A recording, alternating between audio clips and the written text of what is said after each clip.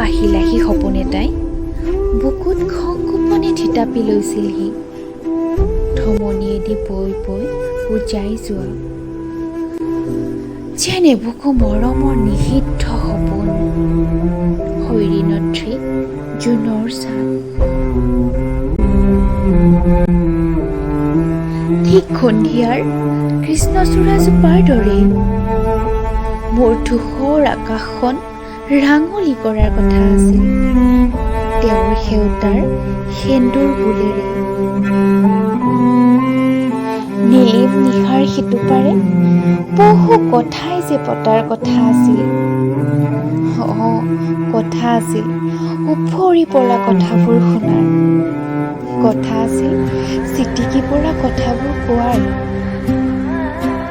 পাখিলাহী সপোনটিৰ দৰে সংগোপনে কথাবোৰে পাখি মেলিছিল কৃষ্ণচূড়া ফুল হৈ একোপা।